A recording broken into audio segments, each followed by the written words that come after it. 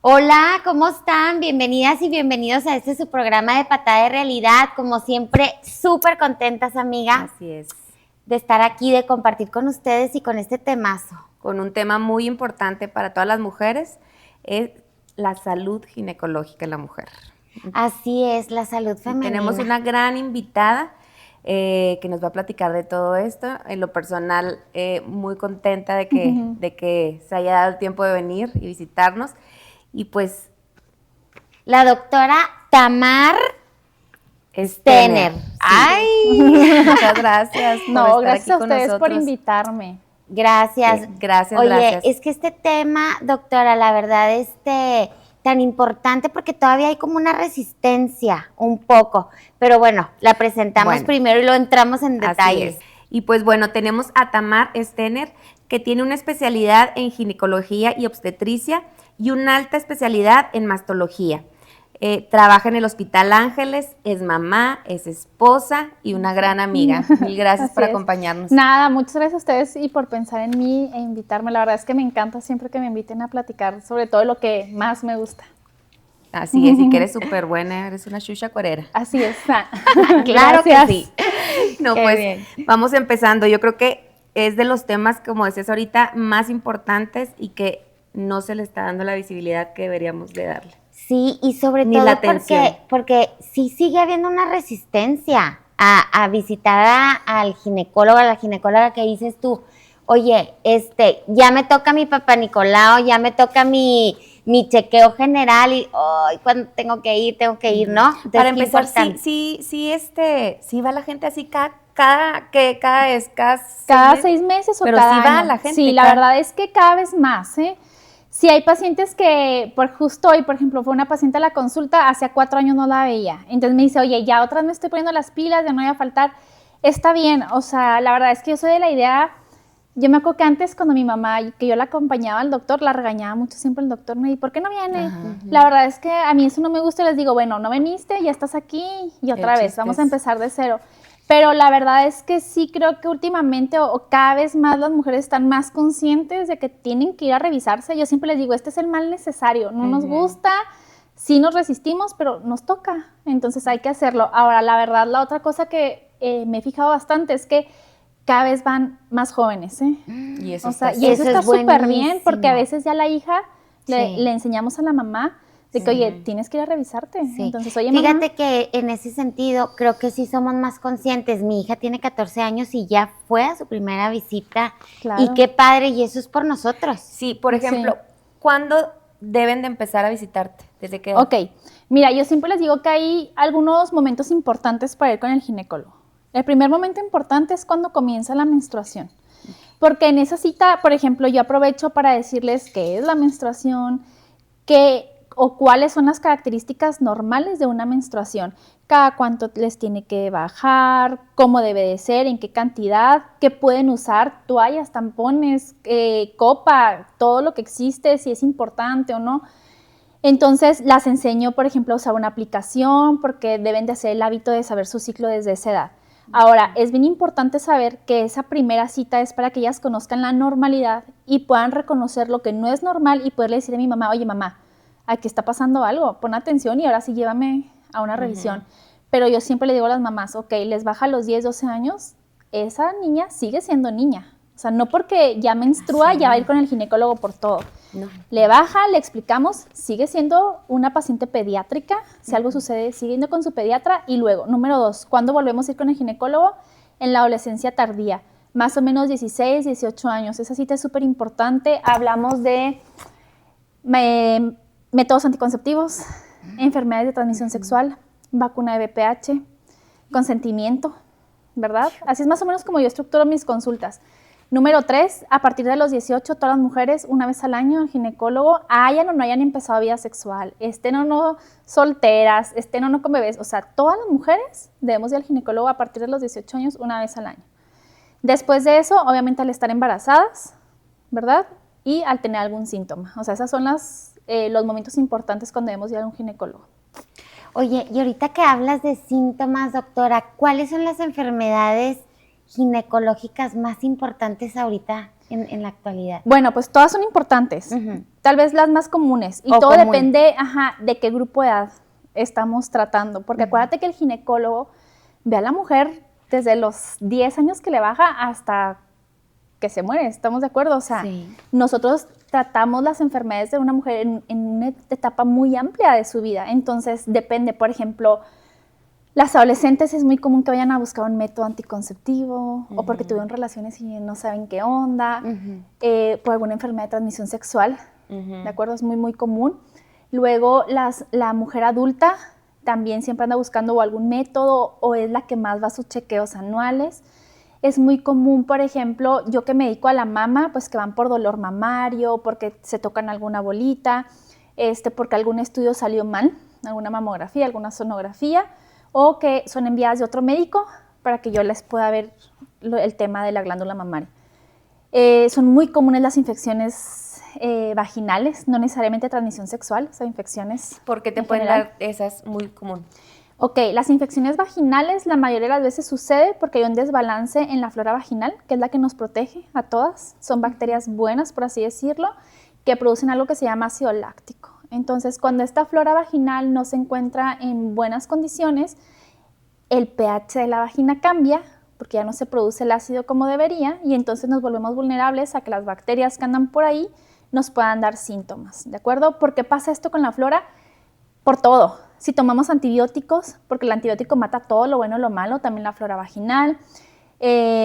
Por ejemplo, la sangre, porque se descompone y cambia el pH, ¿verdad? Entonces la menstruación, que si tenemos relaciones, que si en realidad sí tenemos pues una bacteria que a pesar de que estemos súper bien nos da síntomas, ¿verdad? O sea, la verdad es que hay infecciones que no necesariamente son de transmisión sexual, súper común, y todas las mujeres alguna vez en la vida las vamos a tener, ¿verdad? O sea, esa es una realidad y pues a veces es bien común que me digan, oye, Tamar, ya traigo así días y no se me quita, probaron de todo, se untaron de todo y bueno, finalmente hay que acudir a una revisión y empezar tratamiento, pero sí es muy común. Oye, por ejemplo, siempre vamos, como tú dices, al ginecólogo cuando estamos embarazadas o cuando ya de plano traemos una infección y que no. ¿Cuándo es bueno ir aunque no tenga síntomas? O sea, en los momentos de los chequeos Sí, claro, o sea, tú debes ir una vez al año. Independientemente de que tenga síntomas o no, a veces coincide y pues bueno, ya estamos ahí, qué bueno, pero yo voy una vez al año y si en 2 meses, vamos a suponer, yo hoy voy al ginecólogo, todo perfecto, en 2 meses me toca una bolita, tengo que ir otra vez a que me revisen.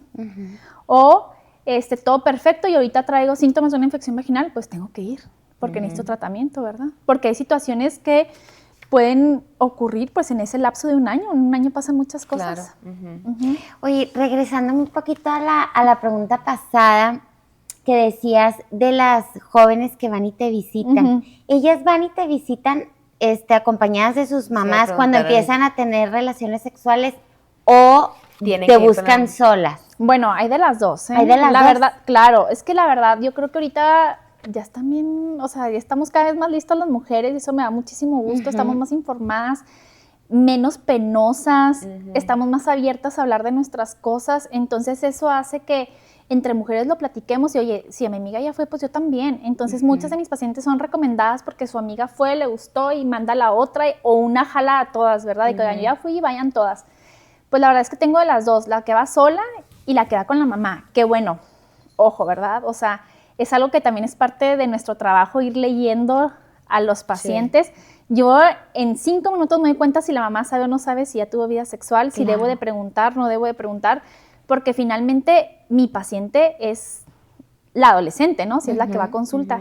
Y pues yo tengo que guardar su discreción y todo, o sea, no porque ella está ahí, o sea, ella es mi paciente, entonces yo tengo que guardar su discreción, aunque sea su mamá, ¿verdad? Obviamente si es algo grave y todo, pues no, es imposible, pero si es algo que, o sea, si es algo grave, que ponga en riesgo su salud, etcétera, pues claro que en ese momento pues lo tienes que comentar. Pero muchas veces nada más me hacen ojos cuando son, por ejemplo, 18, que ya son de 18, 19, 20 años, que la mamá sigue entrando, pero ya son adultas y que, digo, yo me doy cuenta en 5 minutos si la mamá sabe o no sabe. Entonces, si yo me doy cuenta que la mamá no sabe, pues yo me evito ciertas preguntas, me evito ciertas revisiones que las puedo cambiar o que en ese momento podrían ocasionar un conflicto, o simplemente le pedimos a la mamá que nos espere un ratito afuera, sobre todo cuando son mayores de edad, Y digo, tengo las Claro. dos. Si son menores de edad, pues no puedo pedirle a la mamá que se salga, ¿verdad? Pero pues sí, ahí tenemos nuestros trucos, porque finalmente pues sí hay que guardar esa confidencialidad, ¿verdad? Con la paciente y sobre todo que la paciente tenga confianza de que si algo suceda, pues me lo Claro. pueda decir con toda la seguridad de que yo no voy a irse a... Oye, señora, ¿sí me explico? Sí. Entonces tengo esos dos grupos, ¿eh? Y en el sentido de las enfermedades, pues que son enfermedades, Venéreas. sí, venéreas o De transmisión sexuales. sexual. De transmisión ¿Tú sexual. tú ves esas enfermedades más en las mujeres jóvenes que en las mujeres ya maduras? La verdad es que es igual, ¿eh? O sea, miren, eso es un tabú bien grande porque es bien importante saber que las enfermedades de transmisión sexual son igual para todos, ¿eh? Sí hay ciertos factores de riesgo, es la realidad, ¿verdad? Como cuáles, pues tener muchas parejas sexuales, no utilizar ningún método de barrera, etcétera, ¿no? Sí hay ciertos factores, pero la verdad es que hablando de, por ejemplo, de VPH, que es la enfermedad de transmisión sexual más común, o sea, 9 de cada 10 hombres la va a tener o la tiene, y 8 de cada 10 mujeres. Y de cualquier, ¿cómo le podemos decir? De cualquier grupo social, de cualquier educación, o sea, eso nos puede dar a todas, ¿eh? Entonces, la verdad es que yo lo veo en todos los grupos de edad. Oye, y ahí, por ejemplo, en esto del papiloma, ¿tú sí crees que es bueno que vacunes desde qué edad? A los niños y niñas. Aquí Ok. sí van los dos, ¿no? Sí, claro. Bueno, eso está súper establecido. La verdad es que siempre que me preguntan, luego por ahí mi esposo me dice, es que tú eres muy cuadrada con lo que viene escrito. Y sí, o sea, porque es lo que está comprobado. Eso no es lo que yo crea, ni lo que me dijo mi amiga, ni nada. O sea, eso ya está súper estudiado. La vacuna es muy efectiva en contra del cáncer cervicouterino y las verrugas genitales, que es lo que causa el VPH. La vacuna se debe de poner en niños y niñas, ¿ok? Idealmente a partir de los 11 años, pero incluso se puede poner desde los 9. Lo ideal es que pongamos el esquema antes de los 15 años. Si antes de los 15 años no se les puso esquema, entonces hay que ponerlo después de los 15 años hasta más o menos los 45 años, ¿de acuerdo? ¿Y es una sola vacuna? No. Menores de 15 años son 2 vacunas. Se pone la primera y la segunda dentro de 6 meses. Y en mayores de 15 años son 3. La primera, la segunda en 2 meses y la tercera en 6 meses. Es un esquema para toda la vida. Ahorita en México ya tenemos disponible la vacuna que nos brinda mayor protección contra 9 tipos de VPH. Existen más de 200. Hijos. Pero de esos tantos que existen, pues 9 son los principales que nos pueden causar, o los más relacionados con cáncer cervicouterino y verrugas. Por eso son los que incluye la vacuna. Entonces, la verdad es que sí se ha relacionado con algunos efectos graves, secundarios graves, algunas reacciones a la vacuna graves. Son muy poquitos los casos, porque por ahí me dicen, es que yo vi un video donde salen 3. Pues sí, son 3, pero se ponen 35 millones de dosis de vacuna. ¿Sí me explico? Entonces, claro que vamos a encontrar siempre un paciente que reaccione distinto, pero son tan poquitos los casos que no justifican el no ponerla. Entonces, la verdad es que todos. Ahora, todos los días me topo con pacientes que llegan, papanicolaos anormales, lesiones, hay que tratarlas y no se vacunaron. ¿Por qué? Porque la mamá no firmó el papelito en la primaria, ¿verdad? Y ahora hay que vacunarlas de grandes, ya teniendo una infección, es más caro porque la vacuna es cara. Bueno, a nuestra edad nos podemos vacunar entonces o ya no. Mira, eso es a ¿Cuántos años consideración. tienen? 43. Mira, la vacuna se puede poner hasta los 45 años y eso tiene una razón. Es porque el VPH es súper común. O sea, 9 de cada 10 hombres, 8 de cada 10 mujeres.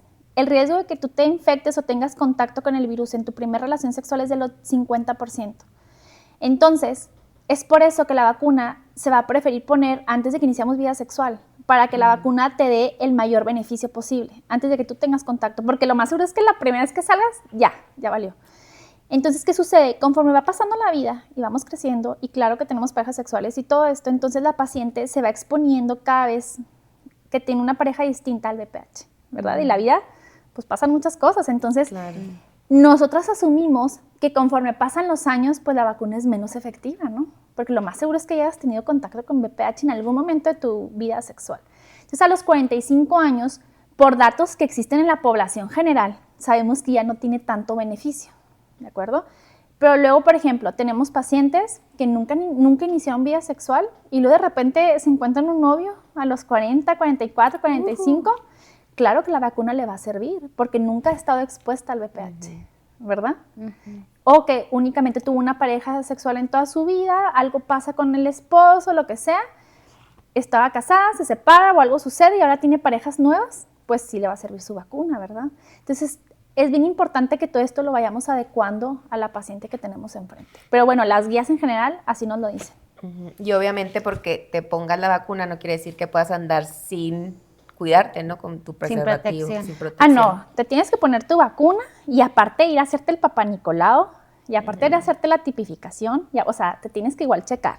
Ahora, el VPH no es la única enfermedad de transmisión sexual, la más común, pero todavía sigue habiendo sífilis, sigue habiendo SIDA, sigue habiendo hepatitis, o sea, hay muchos todavía. ¿Qué estadísticas hay aquí en Chihuahua de qué es lo que más hay ahorita? Siempre mundial, VPH, en todos lados. VPH es la enfermedad de transmisión sexual más común. Oye, y doctora, ¿qué es más común, las enfermedades vaginales o en la mama? Pues es que ambas son muy comunes, la verdad. Sí. Ahora, yo, por ejemplo, que tal vez mi consulta sí va muy dirigida, veo de todo, pero sí veo mucho patología mamaria, pues porque eso es mi alta especialidad. Veo desde dolor mamario, desde creo que me toqué una bolita y al final no era nada, hasta cáncer, ¿verdad? Pues sí es muy común, o sea, recuerden que el cáncer de mama pues es el cáncer más frecuente en nuestro país. El riesgo de que, o la probabilidad de tener cáncer de mama, si todas las mujeres viviéramos de aquí a los 85 años, es de 1 en 8. Entonces yo siempre les digo, cuando doy pláticas del cáncer y todo esto, como para tratar de sensibilizar a las personas, les digo, a ver, ustedes con sus 8 dedos cuenten a sus 8 mujeres cercanas. Mi mamá, por ejemplo, mi mamá, mi tía, mis 2 primas y mis 3 mejores amigas. De esas, por ejemplo, una ya tuvo cáncer. Entonces, de nuestras 8 mujeres cercanas, una por probabilidad puede tener. Entonces sí es muy común.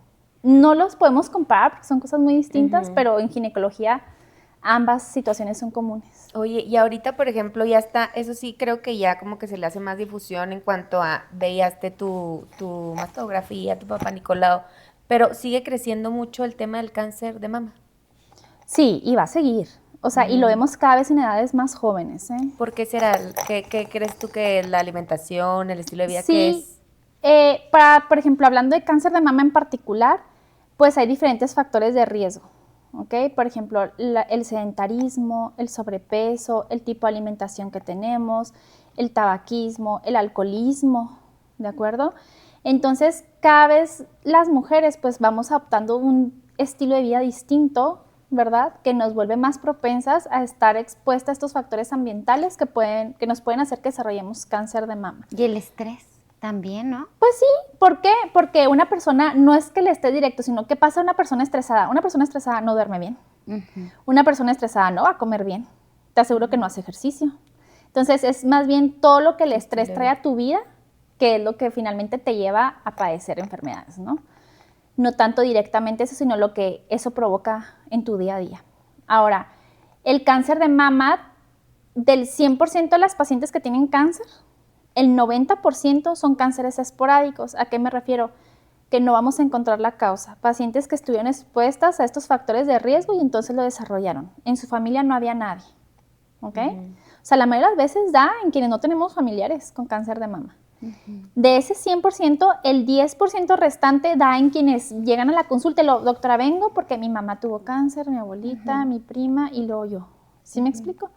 Entonces, es bien común que yo me tope a las pacientes de que vengo a revisarme, ok, mamografía, pero ¿por qué, doctora? Si yo que en mi casa nadie le ha dado, pues que por eso, porque la mayoría le da a quienes no tenemos a nadie. Híjole, claro. Y ahorita lo bueno es que ya es, o sea, se puede prevenir, ¿no? El llegar a grados muy altos. Bueno, no. Cuando tú hablas de prevención, te estás refiriendo a acciones que vas a hacer para que no te dé. ¿Okay? En cuanto a cáncer de mama, no podemos prevenirlo. ¿Ok? Nada más detectarlo, entonces. Hay algo que se llama prevención primaria, secundaria y prevención terciaria. Entonces, la prevención primaria, en cuanto a cáncer de mama, se va a tratar de qué acciones voy a hacer yo para detectarlo a tiempo. ¿Ok? Entonces, la importancia es todo lo que tú haces para que si ya me va a dar, ¿en qué momento lo voy a agarrar para que eso sea curable? Ok. Y ahí es cuando tú vas a tu consulta una vez al año, tu médico te revisa, te hace una exploración clínica, te enseña que tú te revises una vez al mes y que cuando cumplas 40 años te va a pedir tu primer mamografía y tu primer sonografía mamaria. Eso se llama prevención primaria.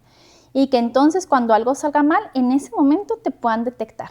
Porque el cáncer de mama que se diagnostica en etapas tempranas se cura. Ok. ¿Ok? Y luego, ya después vienen otros tipos de prevención, como la secundaria y terciaria, que se enfocan en evitar que vuelva, ¿de acuerdo? Y en lo que vamos a hacer después de un diagnóstico. Yo lo que sí me he dado cuenta es que hay como mayor conciencia en las personas que sus familiares tuvieron, que se están quitando las mamas. Conozco muchas personas, mujeres que ya se las han quitado, como para prevenir. Sí. Es algo como muy de moda ahorita, ¿no? Ok. Sí, por ahí hay algo que se llama el efecto Angelina Jolie, Sí. Ajá. okay, que salió por ahí en la revista Time, Sí. me parece. Ella tenía historia familiar de cáncer de mama, se hace una prueba genética donde le reportan que sí, efectivamente ella tiene una alteración genética que la hace tener un riesgo elevado para tener cáncer de mama. Y entonces ella toma la decisión de operarse y así reducir el riesgo de padecer cáncer de mama, ¿ok? Pero aquí viene, o sea, bien importante fijarnos en lo que yo dije. Ella se hizo una prueba genética Claro. en la que se le reportó una anomalía y por eso se hizo su cirugía. Y esa, por ejemplo, tú las recomiendas que Claro. todo el mundo no la hagamos. No. Las pruebas genéticas no son para todos, Ok. ¿de acuerdo? Tienen sus indicaciones precisas porque hay muchos tipos de pruebas. Entonces, hay pruebas, por ejemplo, para pacientes con cáncer de mama y cáncer de ovario, para pacientes con cáncer de colon, etcétera. Entonces, si hacemos cirugías reductoras de riesgo, nosotros las hacemos, o sea, las hacemos en nuestras pacientes. ¿En quiénes? Les voy a poner un ejemplo bien claro. Tengo una paciente que su mamá, una hermana de su mamá y su abuelita tuvieron cáncer de mama. Llega joven conmigo de 22 años a su primer consulta. Entonces, ella llega, me platica esta historia familiar. Evidentemente, digo, no tienes que ser médico para saber, oye, tienes como que un riesgo alto, ¿no? Pero yo, que sí soy médico y que aparte soy cirujano de mama, pues no lo puedo decir al tanteo. Yo abro una calculadora, ¿verdad? Le hago preguntas acerca de ella, de su familia, y entonces le doy un porcentaje específico de cuál es la probabilidad o su riesgo a lo largo de su vida de padecer cáncer de mama. Basándome en ese número, entonces yo puedo clasificar a mi paciente como alto o bajo riesgo, o riesgo promedio, ¿no? Entonces, ya una vez que yo clasifiqué a esa paciente como paciente de alto riesgo y debido a su historia familiar, donde lo más seguro es que haya algo genético, porque aparte son pacientes jóvenes, su abuela estaba muy joven, su mamá, todo, yo la mando con el genetista. Hay un doctor que estudió genética y que se encarga de preguntarle a la paciente cuáles son sus antecedentes y en base a eso recomendarle cuál es la prueba genética específica para ella y lo que estamos buscando. ¿Ok? Porque qué tal que ella va a pedir una y le hacen una para colon. No, yo quiero una para cáncer de mama, ¿verdad? Y entonces esos paneles genéticos amplios te hacen pruebas en diferentes genes y te dice si están o no alterados. Y dependiendo de eso, esta paciente en específico sí salió con una mutación genética que sí le aumenta su riesgo de padecer cáncer de mama. Entonces, la paciente volvió conmigo con el resultado de su prueba y entonces nosotros le hicimos una cirugía bilateral reductora de riesgo. Quitamos la glándula mamaria y luego después entró un cirujano plástico y le puso sus prótesis y quedó bastante bien. Después, cuando ella esté más grande, que ya haya tenido hijos, ¿de acuerdo? Que ya haya dicho, ya no quiero más hijos y más o menos entre los 35 y 40 años le vamos a quitar sus ovarios. Porque sí, claro, porque esa mutación genética que esta paciente en específico presenta le da un riesgo elevado para cáncer de mama y cáncer de ovario. Entonces, una vez que tenga sus hijos y todo, le quitamos sus ovarios y ahora sí su riesgo se disminuye. Claro. Oye, Tamar, ¿a los hombres les da cáncer de mama? Sí, el 1% de los casos. Y ellos, o sea, es muy raro. El 1%, El 1%, de los pero cánceres suceden en ¿cómo hombres. lo detectan ellos? Con una bolita que se tocan. Y es más fácil porque como no tienen tejido, Claro. pues luego cualquier bolita luego se la palpan. Y nosotros la tratamos también. Oye, doctora, ahorita que decías de los implantes, se me viene una pregunta que yo creo que la mayoría de las mujeres que no hemos tenido implantes, ¿qué afecta, en qué te beneficia o a la larga te genera algún tipo de problema, una problemática, cada cuánto te los tienes que cambiar? Y si van contigo antes de ir con el cirujano plástico. Ok. Debería de ser así, ¿eh? Uh-huh. Debería de ser así. La recomendación, y cuando con nuestros amigos cirujanos plásticos que platicamos de este tema, yo siempre les digo, pidan una sonografía antes. O sea, total que nada te cuesta, como médico nada te cuesta pedir un estudio, claro. Y si tú le explicas a las pacientes, lo van a hacer. Uh-huh. O sea, ya no estamos en aquellos tiempos donde el médico ni hablaba con la paciente. Usted se toma esto y vámonos. Ahorita si tú le explicas a tu paciente cuál es la importancia de hacerse un estudio, el 90% de las pacientes se lo va a ir a hacer.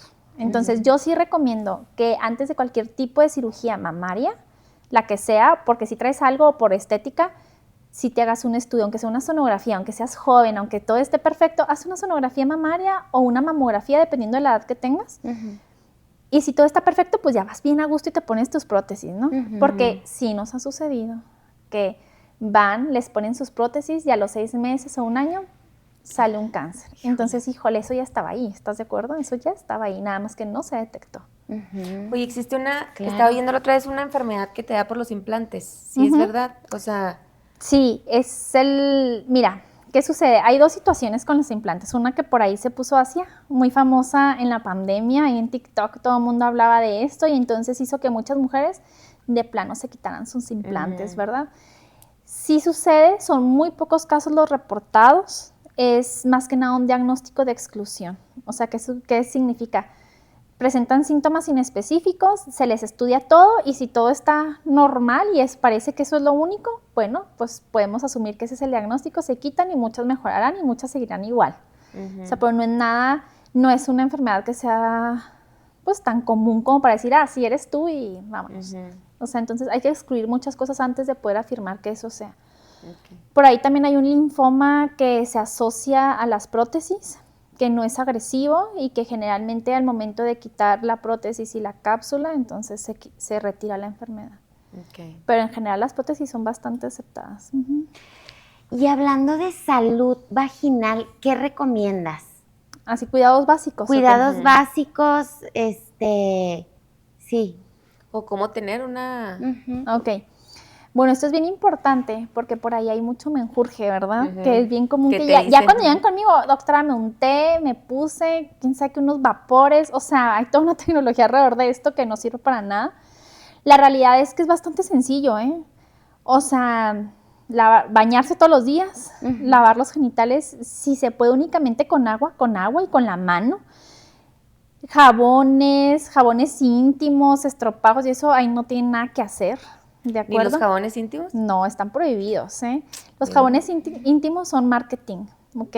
Y ahorita les expliqué a ustedes que lo que a ti te regula tu pH es la flora vaginal, no es el jabón. Tú no necesitas que nadie te regule tu pH, porque para eso tienes bacterias que producen ácido láctico, y ese ácido es lo que a ti te da tu pH. Y tú, Evelyn, tienes una flora vaginal que es muy diferente a la tuya, que es muy diferente a la mía, porque todas estamos en un entorno distinto, somos mujeres diferentes, nuestros cuerpos son diferentes, comemos cosas distintas, etc. Entonces, cada mujer tiene una flora vaginal específica. Entonces, estos jabones vienen y te dicen, oye, vas a oler súper bien y un pH perfecto. La mayoría de las veces estos jabones lo que hacen es barrer esa flora vaginal, que es la que te protege, e irritar la mucosa vaginal. Y entonces al final son estas pacientes que vienen conmigo a consulta con infecciones a cada rato, que a cada rato traen desechitos, que siempre traen un olorcito y que me dicen, doctora, es que yo me siento mal, me lavo con mis jaboncitos, 2, 3 días bien y lo otra vez. O sea, es un círculo, me explico, del que no salen. Uh-huh. Entonces, recomendamos únicamente agua, nada más que la gente, la verdad, no les gusta que uno les diga eso, o sea, como no, que porque dicen, pero piensas ¿cómo? Pues, que no te estás lavando correcto, o sea, porque Exacto. por lo general cuando te dicen agua y jabón. Ajá, sí, pero hay miles de jabones y hay muchas pacientes que presentan dermatitis por el tipo de jabón que usan. Y son pacientes que llegan con nosotros como con síntomas de infección y no, es irritación porque traes una dermatitis química por lo que te estás poniendo. Entonces, si tú me preguntas, pues agua y mano, ¿sí me explico? Te lavas todos los días y normal. Ahora, evitar el uso de pantiprotectores. Justo te iba a decir. ¿Por qué? Pues el antiprotector siempre les digo guácala, ¿eh? O sea, ahí lo traen todo el día, plástico, sudado, con las bacterias de la vagina, con las secreciones vaginales, ¿verdad? Y aparte con la colonización de esa zona bacteriana. Todo el día. Imagínense ahí, claro que traen todo ahí un cultivo de cosas, ¿verdad? Y también las que todo el día traen protector son las mismas que me llegan, doctora, traigo comizoncitas, irritaciones, hacen alergia al plástico, o sea, al perfume que traen. Entonces, para eso son los calzones, o sea, no debemos usar antiprotectores. Y hablando de calzones, las tangas, el encaje, todo eso. Ya está súper estudiado, ¿eh? No pasa nada. No importa. Okay. Ahora, ahí viene un tema distinto, o sea, el que uses tanga, calzón chiquito, grandote, no importa, o sea, el riesgo en cuanto a infecciones es el mismo, ¿ok? Pero sí hay diferencias en cuanto a cada uno de otro tipo. Por ejemplo, hay pacientes que son muy sensibles al encaje. Entonces, el encaje les raspa la piel. Y al momento de que se las raspa, pues las lastima y eso sí las puede hacer propensas a que la piel presente alguna situación. ¿Ok? Ahora, tengo pacientes que llegan y me dicen, yo siempre huelo mal. Mi primera pregunta es, ¿y qué ropa usas? ¿Por qué creen? ¿Ok? Como mujeres hemos ido a bodas, ¿no? Claro. ¿Se han fijado que como por alguna razón uno suda un chorro con el vestido de las bodas? Porque esa tela es así. Pues no, o sea, es una tela horrible que nos hace sudar un chorro. Y hedionda. O sea, porque no maneja bien las secreciones esas telas. No absorben. Entonces el sudor se queda y huele mal. Todas nos ha pasado. Ok, el esposo que hace ejercicio y lo regresa con estas camisetas dry fit y dices tú, ya quítatela, ¿verdad? ¿Y por qué? Porque esa tela huele mal. ¿Ok? No significa que estés enfermo de nada. Esa tela no maneja bien el sudor y ese sudor huele mal. Bueno, lo mismo pasa con la ropa interior. Ya saben, de calzón bien feo de algodón, que no huele a nada, pues sí, porque el algodón es muy bueno para el manejo de las secreciones, ¿verdad? Bueno, esta tela que usamos para ir al gimnasio, delgadita, sin costura, súper cómoda, que no se nota, huele bien feo. O sea, aquí todas las mujeres, las que van en la mañana se ponen leggings y calzones de eso para mediodía, ya huelen mal. Y no significa que tengas una infección ni nada, significa que esa tela huele feo porque sudas muy fácil con esa tela. Entonces yo siempre les digo, algodón, no, puedes seguir usando esos porque son comodísimos, nada más cámbiatelos. O sea, ¿quieres usar de estos? No es en 4 días los mismos, Oigan, no todo el día, o sea, tú te levantas en la mañana, te pones tu calzón chiquito, padre, para ir al gimnasio, llegas del gimnasio, te bañas y te pones uno nuevo. ¿No se van a poner el mismo? Exacto, en el día, andas todo el día, ¿verdad? Y luego ya en la noche te vas a dormir, te pones otro limpio, porque ese ya sudó todo el día. Es que tiene, o sea, Entonces no significa, hay veces que sí hay infecciones, ¿verdad?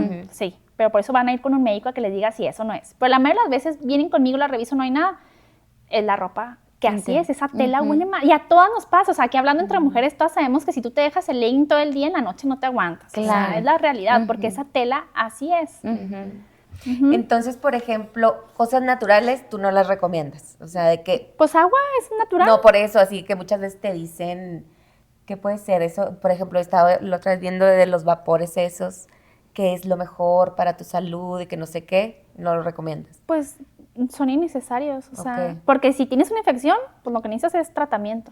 Más bien como que y si estás sana no necesitas que era como, nada. como por salud, de que tú reproductiva y no sé qué. Bueno, ahora, ¿qué opinas tú cuando uno ya va acercándose a la menopausia? ¿Crees que tiene relación? Bueno, ¿cómo te digo la pregunta esta? ¿Qué tanto tiene que ver tu salud mental con la ginecológica? O sea, tú, porque me imagino que es un mundo de... Es un tema en la consulta. Tiene que ver mucho. Pero es importante saber que luego le dan un enfoque a que, bueno, es que si tu salud emocional no está bien, te enfermas. No funciona así, ¿eh? Todos nos enfermamos. Todas las personas, o sea, las que traen mal karma, las del bueno, las que estamos pagando pecados, las que no, o sea, aquí todos nos enfermamos. Es bien importante saber eso, o sea, las enfermedades no son producto de lo que hemos hecho en la vida, nos van a pasar, porque a los niños también les pasan, a los recién nacidos también les pasan, entonces ese es número 1. Número 2, ¿Qué pasa con esa salud mental y cuando van conmigo a consulta con un tema? Creo que influye mucho porque si tú no estás bien emocionalmente, la manera en la que tú ves tu entorno no está bien. Yo he visto que, por ejemplo, pacientes con depresión, con ansiedad, que es lo más común que vemos en la consulta, tienen una percepción distinta de su realidad. O sea, vamos a hablar de la paciente embarazada que está con depresión. Esa paciente embarazada con depresión no tolera muy bien el embarazo. Ya las conoce uno, son pacientes que la pasan mal en el embarazo, cualquier cosa es muy, muy pesada, el nacimiento sí confiere, pues es un momento muy difícil para ellas. Después de que nace el bebé, si llora, si no come, o sea, todo lo toman muy fuerte.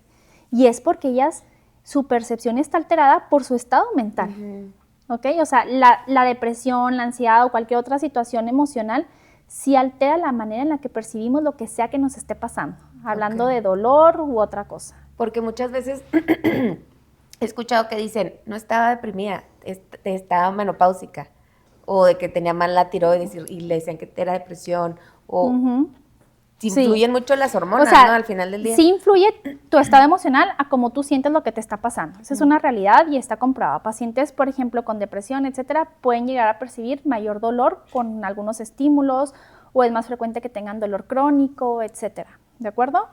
Ahora, eso que tú acabas de decir sí es común, pero para eso estamos nosotros, ¿ok? O sea, conmigo llega una paciente con ciertos síntomas, mi trabajo primordial, o sea, mi primera obligación es descartar algo físico. Sí. ¿Ok? Mi primer trabajo es descartar que no sea, hablando de esa etapa de la vida, que no sea menopausia, que no tenga alguna alteración tiroidea, etcétera. Y ya cuando yo descarto todo lo médicamente, o sea, lo físico, y entonces ya le puedo atribuir a la paciente, ok, si es depresión, y vámonos con el psiquiatra. ¿Sí me explico? Pero siempre, pues, para eso estamos nosotros, o sea, pues, para tratar de investigar qué es lo que está pasando. Claro, pues es que hormonalmente, pues es como un cambio muy drástico, todo como las etapas que tenemos las mujeres, y es importante entenderlo, ¿no?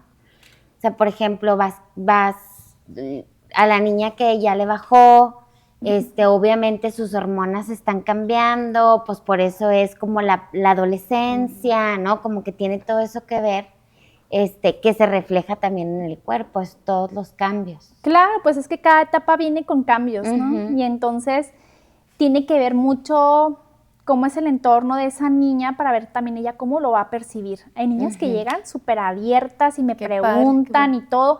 Hay niñas muy cohibidas, la mamá que se asusta mucho porque le baja y no sabe cómo le va a decir como si fuera algo malo. Entonces la niña obviamente desde ese entonces ya dice, pues ¿qué me estará pasando? Entonces todo depende del entorno en el que haya crecido esa niña para ver cómo va a percibir esos cambios. Igual la mujer adulta, igual cómo vamos a percibir el embarazo, o sea, claro, o sea, son cambios que vienen a nuestra vida. Ahora, otra cosa que creo que es importante, porque todos los días lo veo, llegan conmigo a la consulta y, doctora, es que ando así, yo creo que tengo un desajuste hormonal. Entonces, como que es muy común. Que nosotras, ya por inercia decimos, es que yo creo que es algo hormonal. O sea, no, la mayoría de las veces no es nada hormonal. Nada más que como mujeres estamos acostumbradas a que, sí, es que seguramente ahí traes algo. O sea, no, ya sea así lo dicen, andas hormonal. Sí, o sea, seguramente son tus hormonas. Y seguramente, pues, algo tienes porque, pues, eres mujer. Entonces, toda la vida hemos crecido con eso en la cabeza, ¿sí? Y sí, es que, ya te está bajando. Nuestra mamá nos lo decía, ¿verdad? Es que ya te está bajando. Así se pone. En sus días. En sus días. Entonces, ¿pero por qué? Si la mujer ha pasado con eso toda la vida y aquí andamos. O sea, muchas veces no es un desajuste hormonal y es algo mucho más importante. Muchas veces no es nada, ¿sí me explico? Pero sí creo yo que a veces la mujer, por inercia, dice, es que vengo porque traigo un desajuste. Y le preguntas y, no, pues no, o sea, todo lo que me dices nada tiene que ver con algo hormonal. Pero es nuestra inercia, o sea, somos muy dadas a que todo lo emocional seguramente es algo hormonal. No, es que las mujeres podemos tener depresión y podemos tener ansiedad y podemos tener enfermedades psiquiátricas y hormonalmente andar al 100. ¿Sí me explico? Entonces, nosotras mismas nos metemos en ese rollo. Decir, me siento hoy triste, enojada. No, es que traigo un desajuste. No necesariamente, no necesariamente, o sea.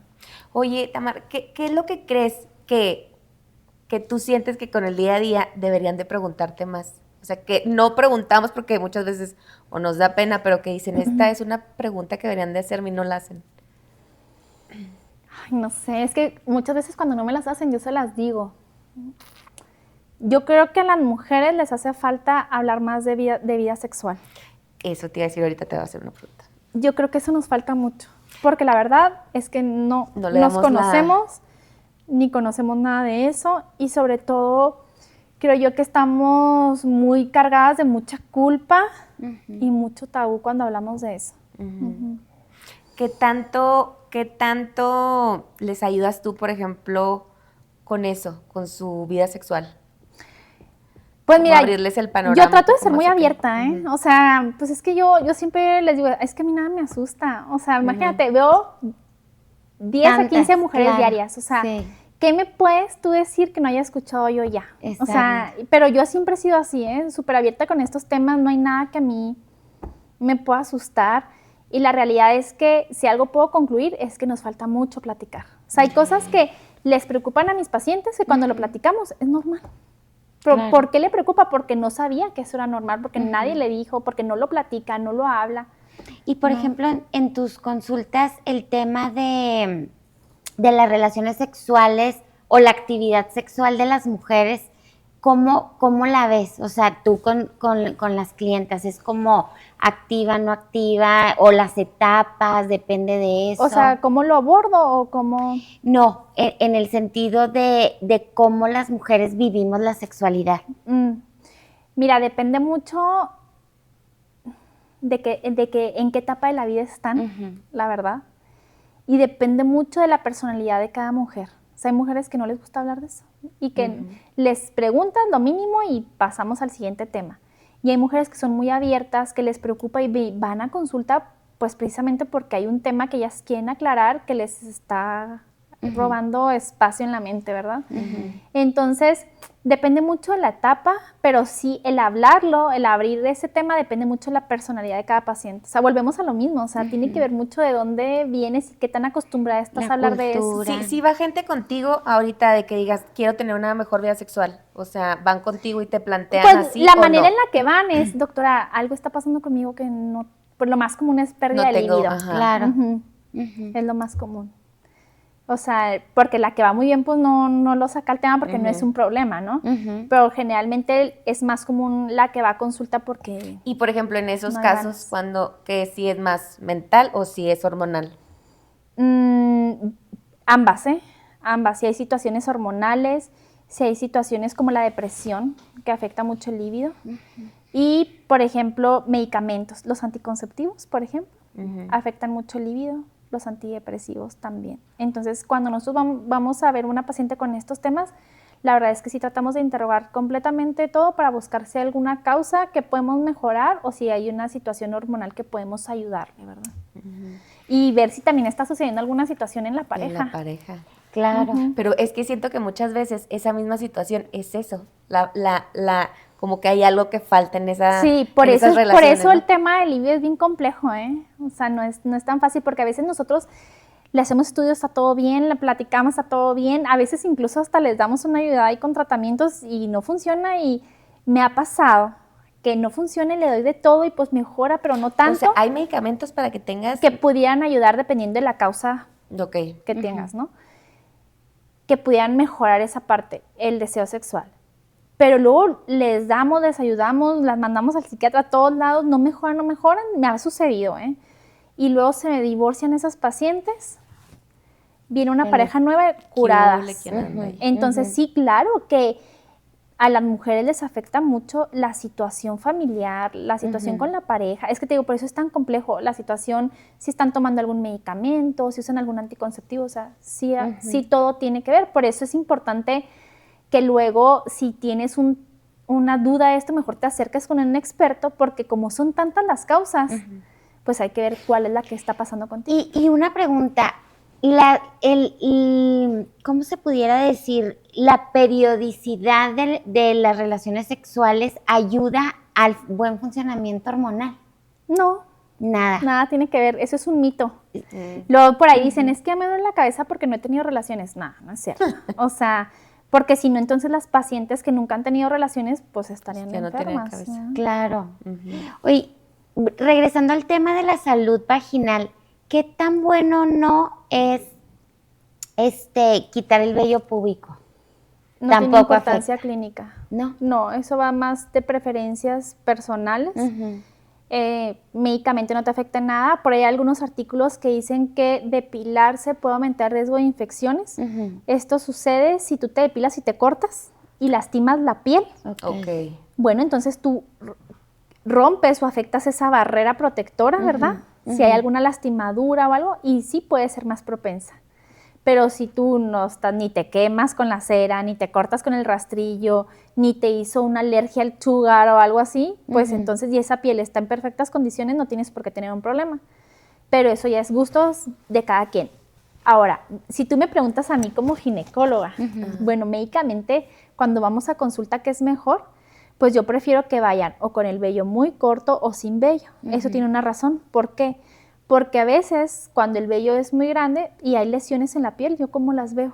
¿O cómo las trato si no las veo? Claro. Vamos a suponer el ejemplo más común, pacientes con verrugas por BPH. Pues muchas veces son muy chiquitas y en el vello no se ven. Entonces lo que les digo es, ve a casa, depílate y la semana que entra vienes y entonces ya vemos cuántas lesiones hay y las tratamos. Ujú.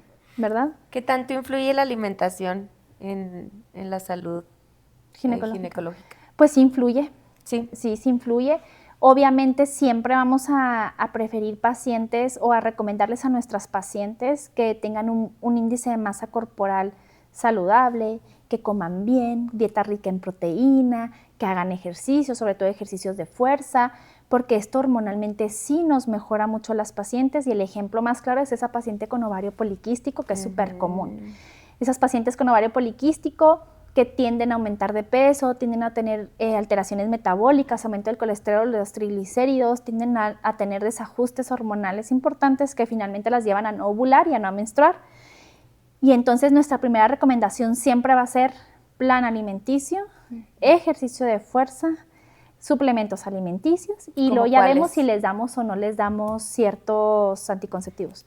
Usamos mucho algo que se llama inositol, por ejemplo, y otros, ¿verdad? La verdad es que yo ese tipo de situaciones sí trato de manejarlas mucho con nutriólogo, con endocrinólogo, con dermatólogo y conmigo. O sea, sí hacemos un equipo muy, muy importante alrededor de las pacientes. Oye, doctora, ¿y cuál es así como la patada de realidad que viven los ginecólogos y las ginecólogas con este tema y sus pacientes?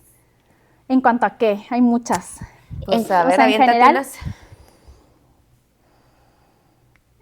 Pues bueno, miren, una cosa muy importante es, para mí cuando empecé a trabajar en mi consultorio, que, hijo, las primeras veces que me pudo mucho, es que tú sales o tú llegas a tu consultorio con muchas ganas de ayudar a las pacientes, porque pues finalmente eso es lo que nos mueve, ¿no? Sí, claro que tenemos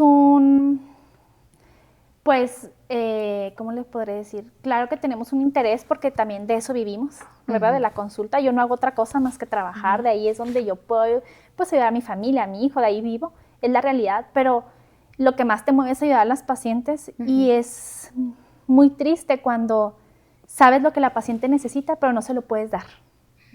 Entonces, esa es una patada de realidad bien fuerte porque, híjole, te hace sentir muy impotente, te hace sentir mucho enojo de dónde vivimos, de por qué no existe algo que pueda ayudar a las pacientes. Y ahorita, en la situación en la que estamos en nuestro país y en este estado, la realidad es que tenemos la consulta privada así. ¿Y por qué crees que es eso? Porque las instituciones públicas no le están dando abasto a los pacientes. Entonces, esos pacientes se tienen que salir porque obviamente se preocupan, obviamente se desesperan, porque no pueden estar esperando. Entonces, salen a buscarnos a nosotros. Y vienen y les decimos, pero todo el mundo se lo pueden hacer. Y eso te da mucho coraje, mucha impotencia. Claro. Entonces, y a veces, por ejemplo, decimos, bueno, nosotros no pasa nada, la biopsia se la hacemos aquí, buscamos la manera, pero de todos modos, finalmente el tratamiento, pues no se lo podemos dar. Claro. ¿Verdad? Entonces, pues esa es la realidad de la salud de nuestro país. Y no nada más ginecológica, sino en todas las áreas. Y yo pienso que eso no va a mejorar. O sea, es muy difícil ver que los pacientes piden prestados, se quedan sin nada, todo por una enfermedad. Entonces, pero pues esa es la realidad que vemos todos los días. Y tal vez ustedes creen que yo porque estoy tal vez en un hospital como Ángeles no lo veo, sí lo veo. O sea, yo atiendo pacientes de todo tipo. Y pues sí te da mucha tristeza no poderles brindar lo que necesitan porque no hay manera. Qué fuerte. Ay, pues qué padre, mil gracias por esta información. Yo creo que deberíamos estar más abiertas a estas pláticas, así como de salud sexual, de cosas que por lo general no son tan platicadas, pero que son muy importantes, y yo creo que muchas veces te cambia un poquito la perspectiva y vas y te das cuenta que estás pasando por algo que no es normal y que tienes que ir con un especialista. Así Y es. no dejar las cosas para el último, o sea, vayan y chéquense cualquier situación que ustedes crean que no es normal. Para eso hay especialistas en esto. Lo ideal es que tengamos una vida ginecológica, bueno, de vida sexual, tu adolescencia, tu menopausia, todo de una manera pues más tranquila, ¿no? Entonces es importante estar acudiendo con ustedes. Así es. ¿Verdad? Pues la idea siempre, o el objetivo de que acudan a consulta es que podamos detectar alguna situación a tiempo para que ésta sea curable, ¿verdad? Claro, sí, sobre todo yo diría eso, que importante prevenir, o sea, estar como tener nuestro calendario muy, y conocernos y ver si hay algo que no está como adecuado o normal a lo que siempre vivimos, y pedir ayuda, y bueno, pues qué padre, muchísimas gracias. ¿Dónde te encuentran, Tamara? Yo estoy en Hospital Ángeles, en el consultorio 415. Perfecto. Okay, perfecto. Muy Pues bien. mil gracias por venir y contarnos de lo que haces, de darnos esta información. Muchísimas gracias y pues... Gracias, amiga. Los esperamos el día de mañana. Recuerden que ya estamos por YouTube, por Spotify, y les agradecemos muchísimo que compartan, que nos sigan, que le den like. Y bueno, aquí Mil seguimos. gracias. Nos vemos el próximo miércoles. Nos Saludos. vemos. Gracias. Bye bye.